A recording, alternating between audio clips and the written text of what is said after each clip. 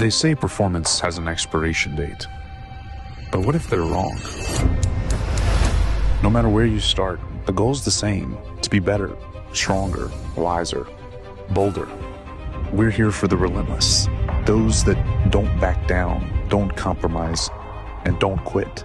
This is training for Masters athletes by Masters athletes, with a community that holds you steady. So say goodbye to random workouts, because whether you're stepping into following a program for the first time or stepping onto the podium, your journey starts here.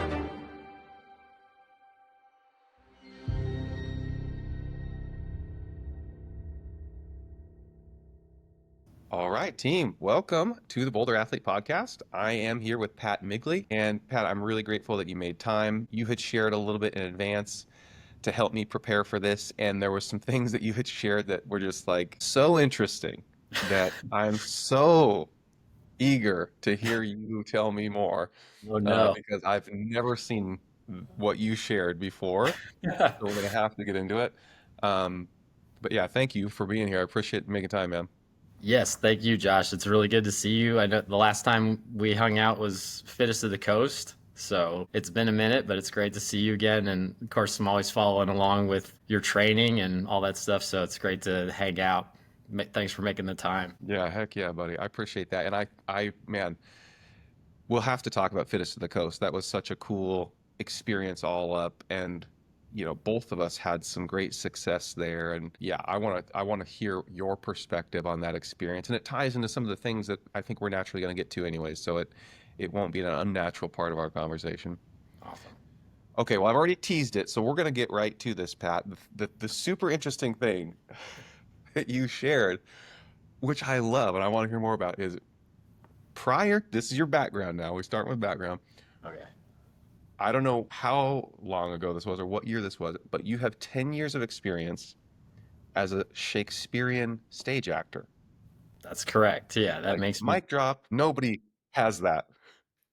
Tell me about that. Like, start wherever you want to start, but how did that come to be? Sure. Yeah. No, great question. Yeah. And it definitely is a unique part of my background and something that I'm really passionate about and love to talk about. So thanks for queuing me up on that one. But yeah, when I was in college, I went to the College of Worcester, which is in Northeast Ohio, near Cleveland. And I was started off as a history major. And while I was in college, I started getting into acting in a few plays. And I guess the main reason that I was interested in that was I was just looking for something different to do, something that would kind of expand my background. And I always loved literature, drama, acting, and I always wanted to give it a try. And once I started doing it in college, I fell in love with acting. And my junior year, we had a professor come from the University of York in England, and he taught a class on Shakespeare on the sonnets. And I totally fell in love with Shakespeare. He was an amazing teacher and a totally captivating individual. And my interest in acting grew as I continued to study in college. I wound up double majoring in history and theater as an undergraduate, much to my parents' and family's chagrin. And I decided to pursue acting and after college. And so I attended a professional actor training program at Purdue and trained as an actor for 3 years after college. And then I was living in a house in grad school with 3 other guys, and we were all in the program together. And one of the guys, his girlfriend came out to visit him at the house and was telling us that she had a job as a Shakespearean actor at the American Shakespeare Center, which was in Stanton, Virginia. And it's this amazing building. It's a recreation of Shakespeare's indoor playhouse in London.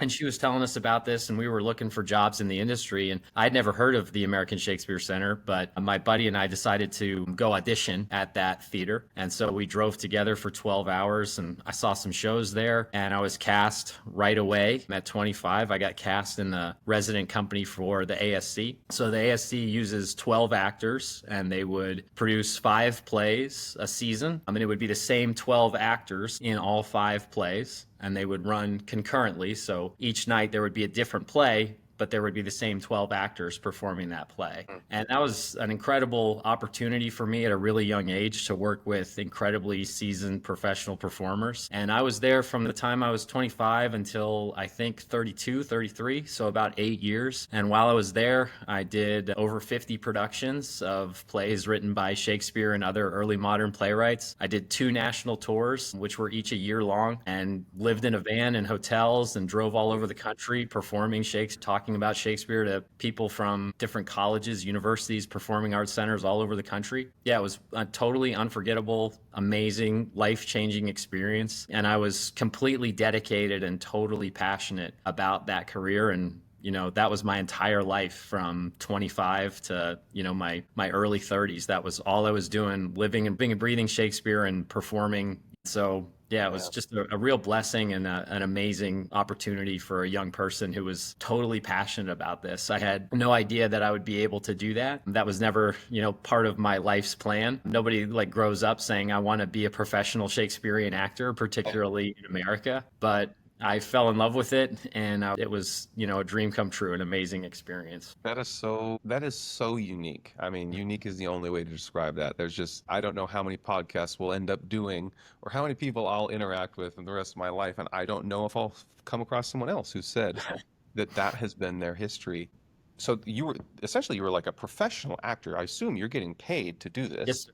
Yeah, it was a full-time job. Absolutely. I was, when we would be contracted for maybe 3 to 6 months at a time, and you would kind of be renewed in the company. Most of the actors stuck around, so we had kind of a core company. Some people would come and go. And then we also had the touring company, and that was an 11-month contract, which was amazing and exhausting, where we would tour all year. We would tour for the full academic year, but in Christmas time, we would come back to Stanton and we would do Christmas Carol 3 times a day back in Stanton. So I did a couple seasons of Christmas Carol. I would do tours all year. And then in the summer, we'd be rehearsing and prepping the shows that we'd take on the road. So yeah, it was a full, all the time, year-long job. And it was, amazing. You truly got to live the life and just do it all day, which was amazing. I got a lot of great experience, and I gained a lot of skill as a performer because you were performing so often that it was, a chance to really refine your craft and grow and improve as a performer over time. Yeah, repetition, repetition, repetition. You're just getting it. Absolutely. Yes, sir. Yeah.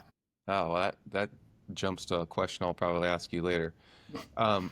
I have to ask, given you just had so much opportunity, and naturally you would evolve and you get more comfortable and more experienced as you go, but there had to have been some early days where maybe it wasn't going well.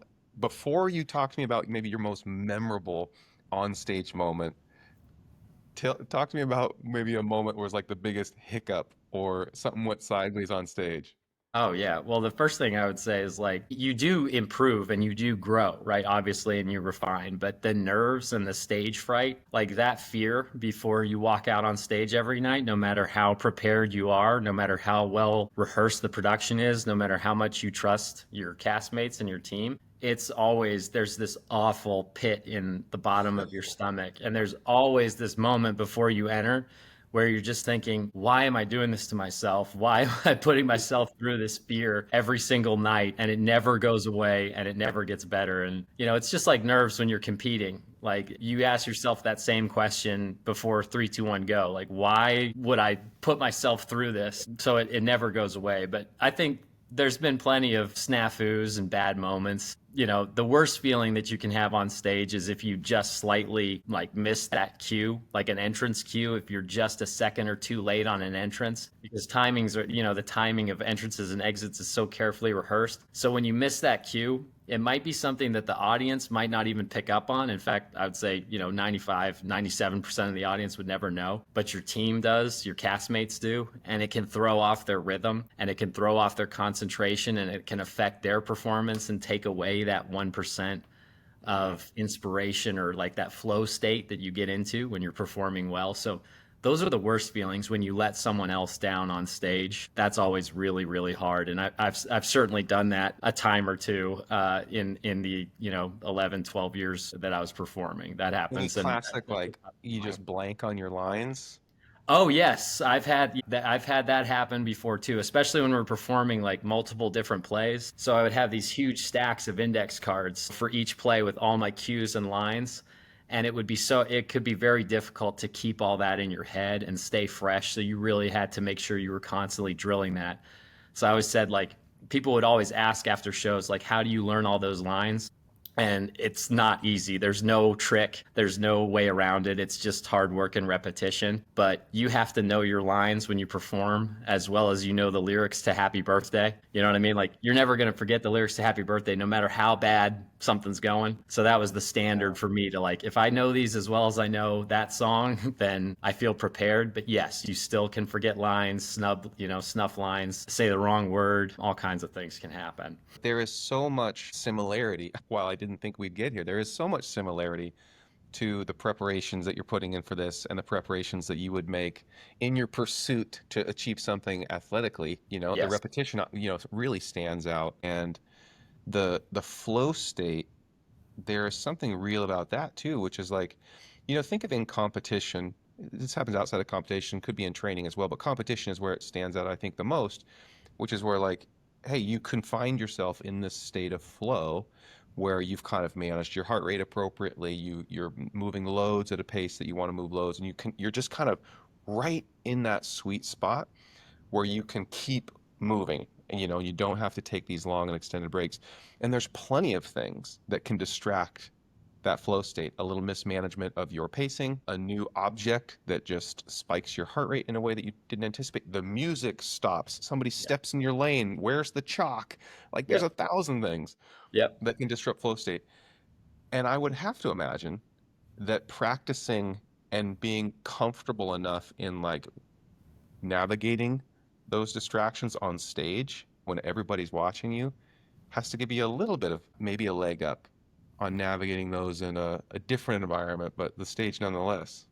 I think so. I think it gives me something to strive for. I'm always thinking about that when I'm in training. Like, for me, flow state in athletics or in competition when we're competing in CrossFit, flow state it's to me, it's like the end goal of training. And so every day when I'm training and feeling resistance and I'm feeling in my head or I'm feeling sluggish or I'm feeling tired, I try to remind myself and trust that the work I'm doing now is going to give me the opportunity and the privilege to enter that flow state when it really matters and when I'm performing, when I'm out on the floor performing. And I'm always thinking about that. And it's almost impossible to capture that feeling in training. And that's why I always encourage people who are interested in CrossFit or High Rocks or running or whatever to sign up for an event to try to experience that and to give yourself that motivation and training to get back to that state at one point when you're competing, because CrossFit is such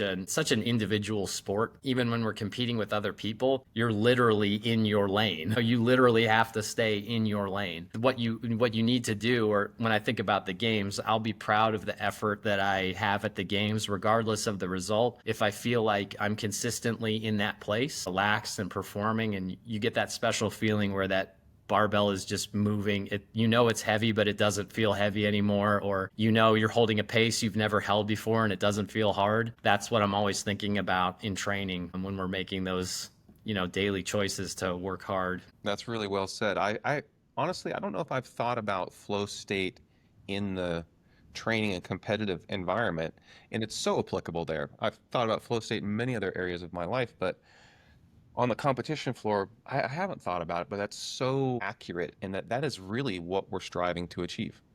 That Yeah. it really is, and the training that we put in is either going to prepare you to achieve that, or you're going to be just battling, finding it on the competition floor and searching for it. And I've been there Oh, where you yes. just can't seem to find it, and you're just grasping at straws, and really it's a struggle, and that's when competition is not fun.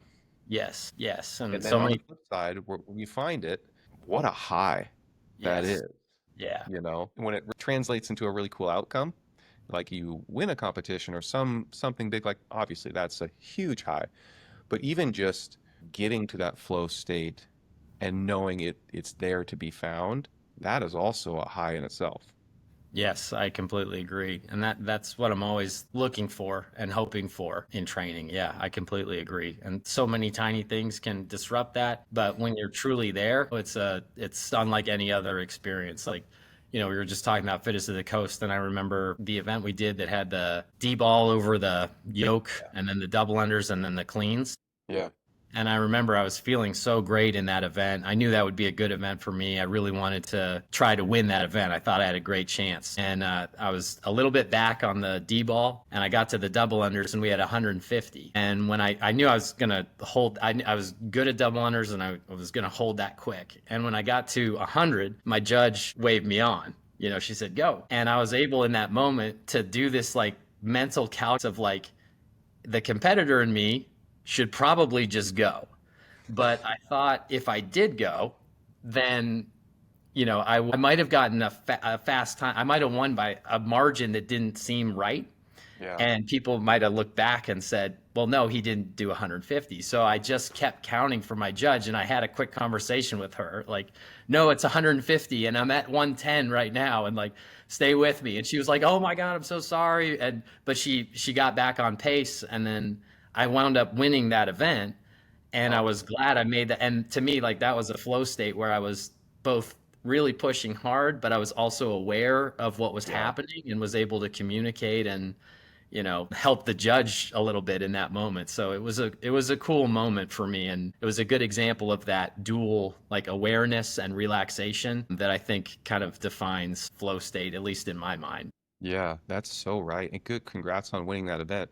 Let's talk a little bit about Fittest of the Coast. We met there for the first time. You had a fantastic performance, and it was I want to hear your perspective on it, because from what I could tell and what I remember, I don't know where you were in terms of placing initially, but you surged so strong there at the end. You won this event. I think you won a few events there on like the last day or the last few events or something, and you end up on the podium. Like, talk me through your experience there. Yeah, so it's very typical for me in in-person competition. I was talking about stage fright before, right? And how it sort of never goes away from me. And that feeling never goes away in live competition either. And, I struggle very bad with sleep during competitions. And, I get off my training routine a little bit because I'm trying to deload and pull back. And so I get a little more rest. I'm a little less active the few days before. And like the night before Fittest of the Coast, I went back to the hotel to try to get some sleep. And I was just laying in bed buzzing all night. And when we got up for the first few events, I knew I was going to struggle because I hadn't slept in that entire night, and I felt slow. I made mental errors right off the bat, and I was pretty far back in the field early on, and I just knew I had to like find a way to work my way back. But the competitor in me kind of likes that position. I often wonder if I'm like somehow tricking myself into falling back early in the field so that I have this like underdog mentality going into later events. I know another Pat who does that. They'll Yeah, know. yeah, good That point. is his Yeah. technique, apparently.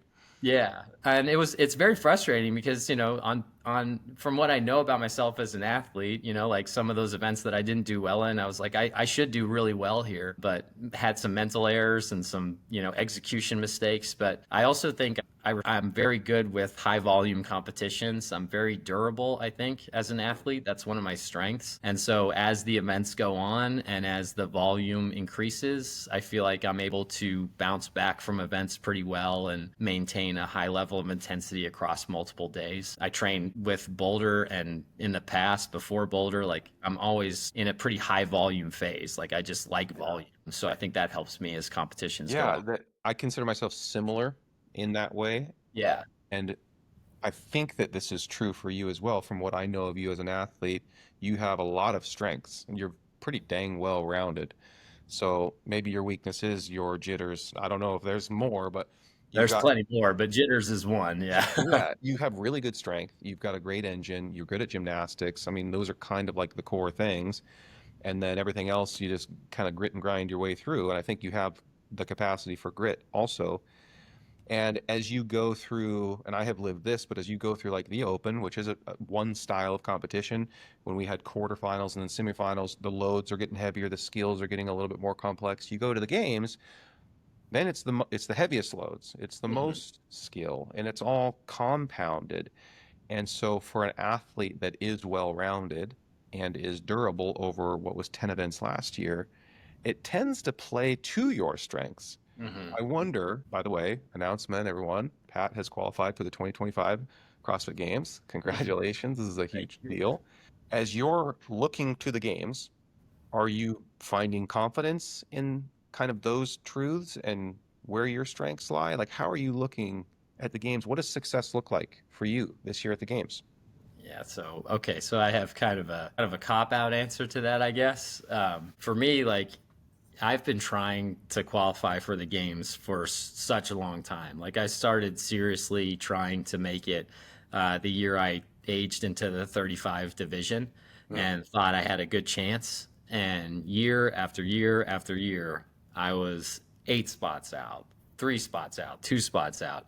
And even last year, my first year in the 40 to 44, I was in the qualifying spot after semifinals, and I got removed by a video review. And it was just like, I've had disappointment after disappointment with that. And I've had to bounce back and decide each year that this was something I wanted to pursue again. And I had to talk to my wife about that and make sure that she understood that it was still a priority and that I was still going to be training hard and, spending time away working on my CrossFit skills and my conditioning and strength. And so for me to have finally qualified is like, that's the biggest victory, right? For me, like that, it's a box you check. And my whole mentality this year was to just absolutely leave no stone unturned and qualify. And of course, though, at the same time, right, you do want to compete, and you don't enter a competition if you're not trying to win, right? Like that's always the goal. But for me, like to have just qualified is the real win. And now sincerely, like I just want to be able to put forth a great effort out there on the floor and enjoy myself and remember the experience, and just honor all the work that I did to finally get there. And I had a really cool full circle moment this year. Like I remember, I think it was 2012 or 2011, there was that documentary series where there's a video with Graham Holmberg and Rich Froning, and it's like a side by side of their training as they were training for the individual games back when they were kind of like the 1 and 2 guys. Yeah. And I remember watching that and just thinking like, man, if I could ever get to the level where I could even sustain that amount of training, I would be so happy. And then this year when semifinals released, I saw my name and like Graham Holmberg was 1 spot above me. And it was just like, this is so awesome. This is so cool. I can't believe I did this because, I was never a natural athlete. It's not something that came easily to me. And so it was a lot of hard work to get there. I love that, Pat. And I also, I've been a CrossFit fan and an athlete for a while. And so I'm totally remembering those days. And I also had a moment where I was like, Graham Holberg on the leaderboard. I'm like, is that Graham Holberg? And that was a cool moment. I think my wife would accuse me of not fully like acknowledging and appreciating the level of fitness. Now, my ego wants me to go there and like spend time talking about that, but my instincts and don't, so I don't spend much time there.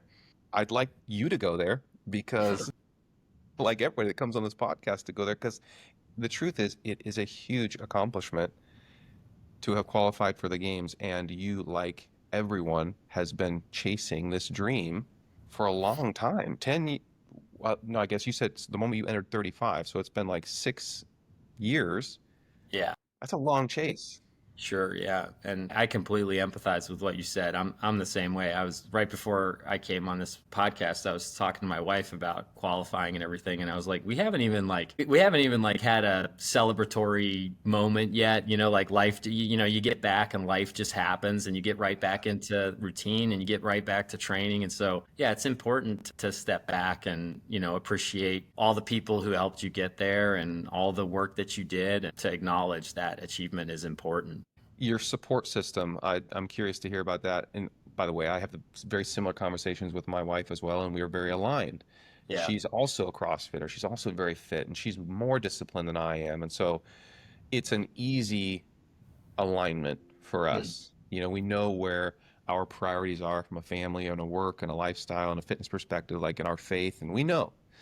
And so we make sure that we invest in all those things in accordance with our aligned priorities. I'm curious, how do those conversations go with you? And is your wife as big of a cheerleader as you want her to be? Like, is she super supportive? Yes. What's that like? Yes, absolutely. She definitely is. Yeah, Awesome. she's my number one supporter. And And if she's standing next to you, you can blink no, twice. I'm safe. No, she's not standing next to me. Yeah, no, I mean, I would say she's not a CrossFitter. She actually used to compete in Irish step dance at a very high level. So she is an Go figure. athlete. Quite a background you guys share together. Yeah, yeah. We both grew up, around the performing arts. So we share that commonality, but So step dance is also very athletic. And so she understands, and it's competitive, right? Dance is competitive. So she's a competitor. She understands that. But more than anything, I think she just wants to see me, happy and doing something that I love. And, this is something that I've done, CrossFit, I mean, is something that I've done since I found it in 2012. And even when I was touring, doing Shakespeare performances, I kept the kettlebell in the costume truck. And I would always find ways to work out on the road, when we had minimal time. And it's just something that I'll always do, and it's something that's a part of me. And so she loves that, and she just wants me to be happy and continue to do it for as long as it makes me happy. would you say, I think I know the answer to this question, but you were an actor who became an athlete, or were you an athlete who was acting? Like, Yeah, how would you I mean, I've categorize always yourself? done both, right? They've always been kind of side by side. Like I grew up as a kid, like I was always into lots of different sports, and I did martial arts from the time I was 4 until I was 16. And that gave me a really great athletic background and a lot of discipline and a lot of body awareness, good balance, core strength, all those types of things. But yeah, I've always seen them as kind of like coexisting. And all the time I was acting, I was always supplementing my income. You don't make a lot of money as an actor, by the way, unless you're famous. So I was always supplementing my income as a trainer. I started coaching CrossFit, or I think around 2012 or 13. Coached my first class and did my first L1 then. So I've always been doing both side by side, and they've always kind of coexisted for me. You've touched a little bit on this, but I know, or I think I know, you used to do your own programming. Is that right? That's correct. Or maybe Yeah, you still do. yeah, I do a little. I do kind of supplement things on my own with Boulder quite a bit. I'll play with Boulder quite a bit, and I use it as kind of a template. But you name a competitive program, I've done it. I mean, I've done HWPO. I've done, I was on Mayhem with you for a long time when we Yeah. were both on that leaderboard all the time. I've done Jump Ship. I've done the System by Miko. I've done, you name it. I've done it for a good period of time. And I took lessons from each one of those, and I was always really carefully studying the programs and looking at the overall architecture of each system. And I learned really key things from each one, and I kind of try to keep each of those core lessons or methods active in my training all the time. And I kind of give myself a couple of, like weekly non-negotiables. These are some things that I want to make sure I'm continuing to do and progressing as much as I can. So I'm always tinkering. I love programming. I do programming for other athletes and do some remote coaching and in-person coaching with clients now. So I'm always kind of studying the CrossFit methodology and how to be a better competitor. That's great. I share a similar history. Maybe not quite as many programs I've been exposed to, but definitely a handful. I was a former trainer as well, and there is Mm-hmm. really something about the art of programming that I love. Mm-hmm. And you know you best, and so you're Mm-hmm. always trying to find ways where you can display that art in your own programming, where you're accommodating your own nuances and the Right. things that you adapt well to. So I love that, and regardless of what I follow, I will always do that. Now Boulder, I'm obviously all in on Yeah. Boulder, and I haven't been doing that much because I like the programming, kind of the way Right. it is Right. laid out. But even just today, Jason and I, he's all in on the programming, and he's very skilled and artful in the way that he puts that together. Yes. And he's also very open to like, Yeah. hey, what are the things that, what are the gaps, and what do I have blind spots? What should we be thinking? What are we considering? And I love that he's open to that, and it just helps him continue to consume information and make the programming as good as it can possibly be. And yeah, that's really cool. So I want to hear from you. How did you get to Boulder? You're doing your own programming, you're doing all these other programmings. Like, then what made the transition to Boulder? Yeah, for me, it was easy. It was, speaking with Jason at different events. I first met Jason, I think it was 2020. So it was the COVID year when Legends had the event in Phoenix. And I first met Jason there at Phoenix in Legends. And we kind of got to chatting a little bit. And then, at that time, Jason was on Mayhem. And that was when I jumped on the Mayhem Masters program because he was talking about that. And I always just stayed in touch with Jason over the years. I've been a huge fan of his. I think he's one of the most impressive athletes in CrossFit ever. I would put him up against anyone, like what he's achieved in the sport. So I'm always a huge fan of his, and I was always checking in with him. And like you said, he's always been, really open and always wanting to chat and just follow along with my journey as well. So we weren't like good friends or anything like that, but we would, like DM or text here and there, back and forth pretty regularly. So when Boulder came out, I kind of stepped my toe into it. I was like, I want to see what this is about. I want to see if this is a good fit for me. And I had some training partners up here in Northern Virginia, Danny Hale and Paul DeRoche, who are both really high level competitors as well, who I get to train with often.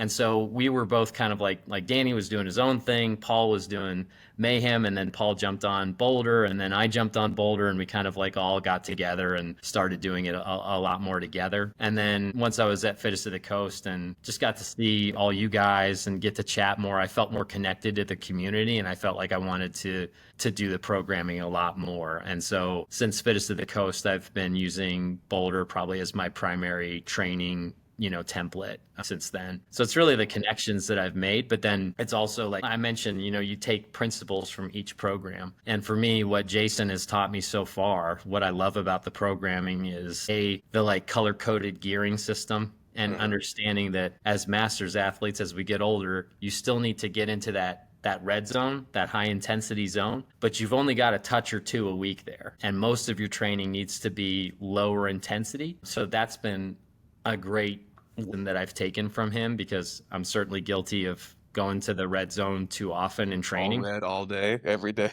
Yeah, but I've also really appreciated the gymnastics capacity work, like the specific shoulder endurance days, the amount of pulling gymnastics we do, the amount of handstand walking we do. Because when I look back at my data over the years, it was those gymnastics chippers. I'm a heavier athlete, so the gymnastics stuff was always kind of a relative weakness to the field. And I think that Boulder has really helped me close that gap. I'm still not the best gymnast, but my confidence in those movements is really increasing, and my capacity is, I would say, gymnastics wise, it's the highest it's ever been. So I've really appreciated that from Jason's programming as well. I could not agree more. You literally took the words out of my mouth. If I had to describe a few things, it is those. And not you and I don't know, what's your body weight?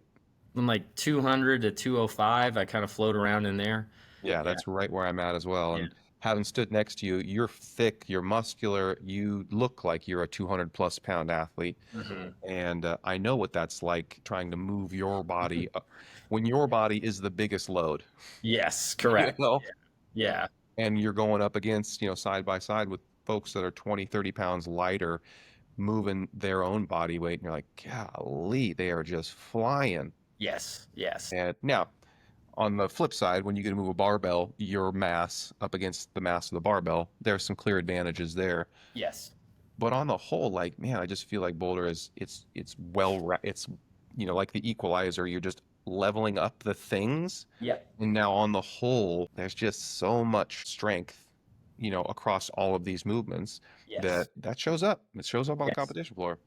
Absolutely. And I also, the last little piece of the Boulder that I've been really loving is that second capacity session. Just that style of combining kind of like that zone 2 effort with either bodybuilding accessories or what I really love, like the skill work, like the legless rope climbs, the handstand walks, combined with that zone 2 training. It's really helped me just get more touches on those skills and make me feel healthier, more durable, and also, more confident on the machines, because I'm getting that regular regular kind of zone 2 effort in on the machines as well. Yeah, I need to invest more there.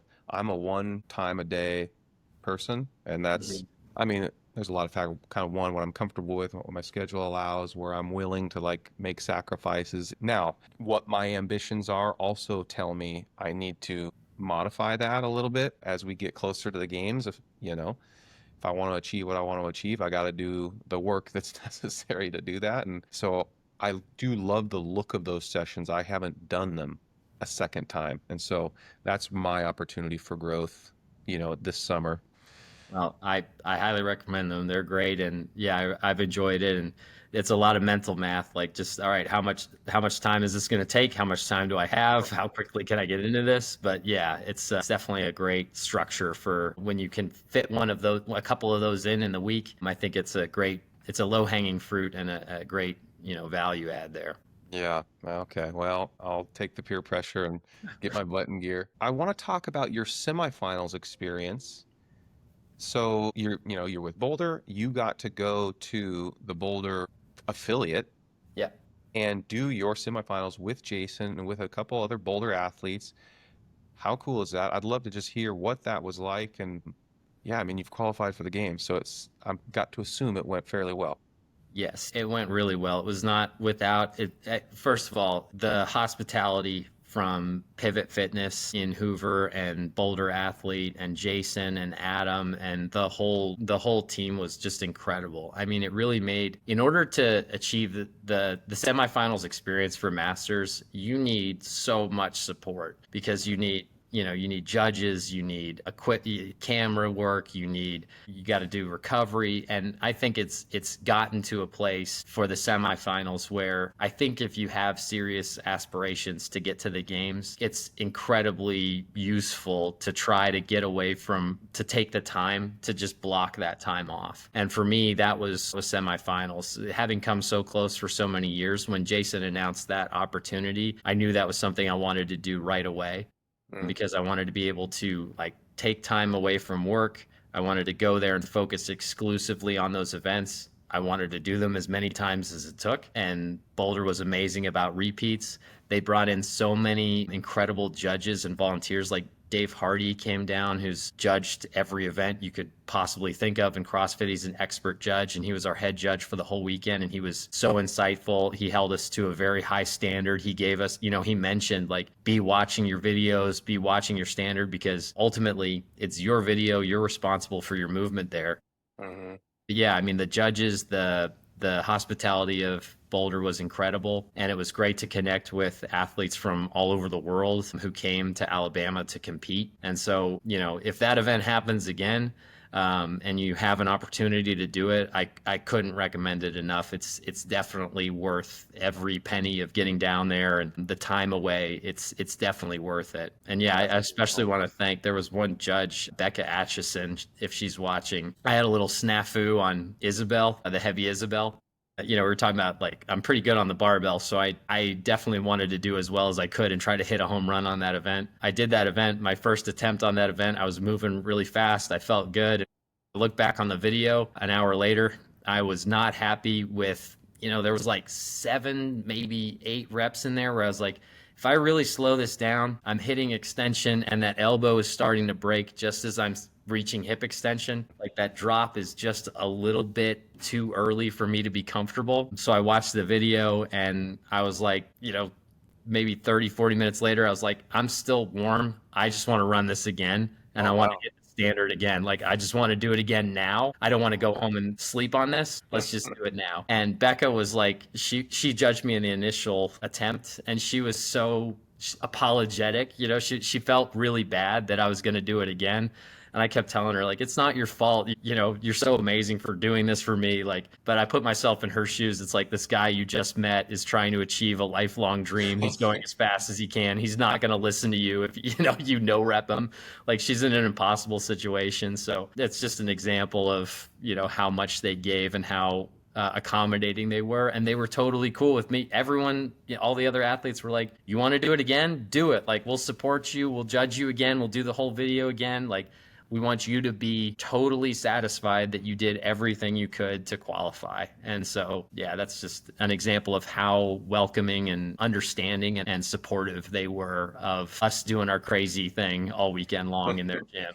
Well, thanks for sharing that. I know Jason and Adam would be thrilled to hear that because they were super invested in that moment and they wanted to. Like Jason, obviously he has to be selfish to a degree. He's got his own thing on the line. Right. But because of who he is, he's just as invested in Oh, yeah. ensuring that all the athletes have a great experience. And Oh, to hear you share yours, that's a great proof point. I was so impressed with how Jason walked that line that you're describing between being a competitor and hosting us. And he was so willing to share everything, strategies. He was totally transparent about what we were doing and what he was going to try, and very clear that what was going to work for him might not work for you, and what works for you might not work for him, but we were trying to learn from each other. It was just, I've seen Jason compete a few times, but to see him at semifinals, like, just gotta give him, as many shout outs as I can. I mean, he's an incredible athlete. Watching him do the gymnastics chipper was one of my favorite experiences of semifinals, and just seeing the paces he can hold. He has that like Rich Froning like quality where you're like, he's never doing an individual rep that fast. It's just the relentless pace that he's able to maintain, and the absolutely like perfect technique over and over again. There's no deviation in his movement quality or movement standard. He's just such a great athlete. And so it was amazing to see how he puts together a long competition weekend like that. And I learned a huge amount from him, and had a really great time hanging out with him and just sitting in the Normatec booths and talking and getting to know him better. It was really a great experience. Thank you for sharing that. You've got me thinking really seriously about reprioritizing my schedule next year for getting myself down there. If you can do it, I would recommend it. It's really difficult, I know, but I mean, I'm up here in Washington. That's a trip for me. that's a long trip. Yeah, That's a that is long a very trip. long trip. Yeah. Yeah, well, gosh, it's just so appealing though.